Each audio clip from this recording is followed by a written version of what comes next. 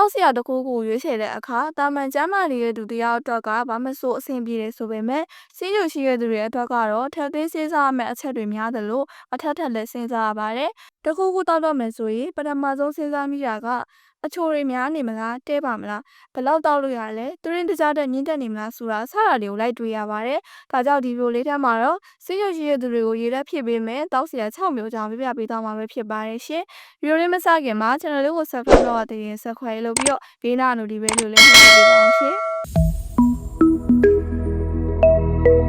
ပထမတစ်မျိုးကတော့တောက်ရည်ပါရေတန်းတန်းလေးကစီးကျိုရှိတဲ့သူတွေရဲ့ရေတဲ့လိုအပ်ချက်ကိုအကောင်းဆုံးဖြည့်စွမ်းပေးမယ်တောက်စရာပဲဖြစ်ပါတယ်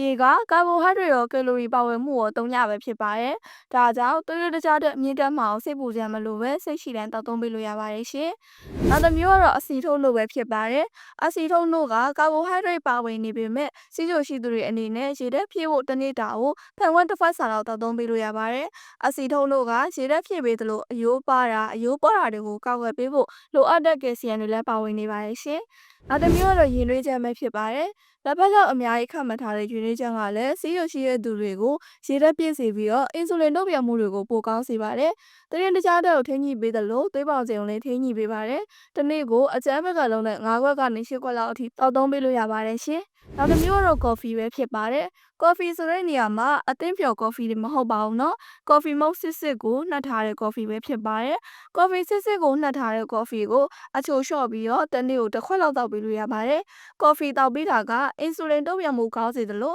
သွေးပေါင်ချိန်ကိုလည်းထိန်းညှိပေးပါတယ်။အဲ့ဒါအပြင်မှတ်ညံကိုလည်းကောင်းစေပါတယ်ရှင်။နောက်တစ်မျိုးကတော့ခရမ်းကျင်သီးဖြော်ရည်ပါ။တဘာဝခရမ်းကျင်သီးစစ်ကိုကြိတ်ထားတဲ့ဖြော်ရည်ကလည်းစီးရရှိရတဲ့သူတွေတောက်သုံးပေးလို့ရတဲ့ဖြော်ရည်တစ်မျိုးပဲဖြစ်ပါတယ်။စားတွေတကြားတွေဖြစ်ဆက်မှထားတဲ့ခရမ်းကျင်သီးဖြော်ရည်ကသွေးပေါင်ချိန်ကိုကျစေသလိုစီးချိုကြောင့်ဖြစ်နိုင်တဲ့နောက်ဆက်တွဲကျန်းမာရေးပြဿနာဖြစ်တဲ့နှလုံးသွေးကြောဆိုင်ရာရောဂါတွေကိုပါသက်သာစေနိုင်ပါတယ်။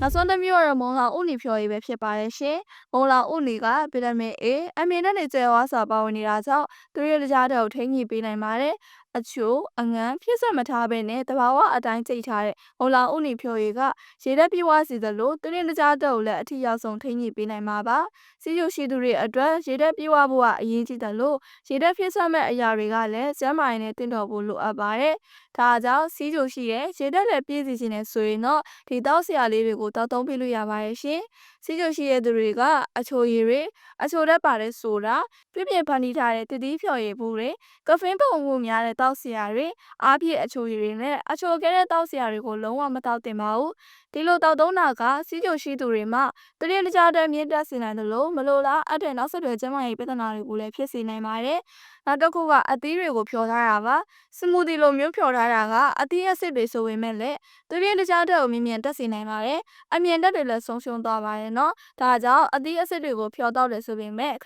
ဏမတောက်ဖို့တော့လိုအပ်ပါတယ်။ဗီဒီယိုလေးကိုအဆုံးထိကြည့်ပြီးတော့အားလုံးကျေးဇူးတင်ပါတယ်ရှင်။နောက်ဗီဒီယိုလေးမှာပြန်တွေ့ကြပါပေါ့နော်။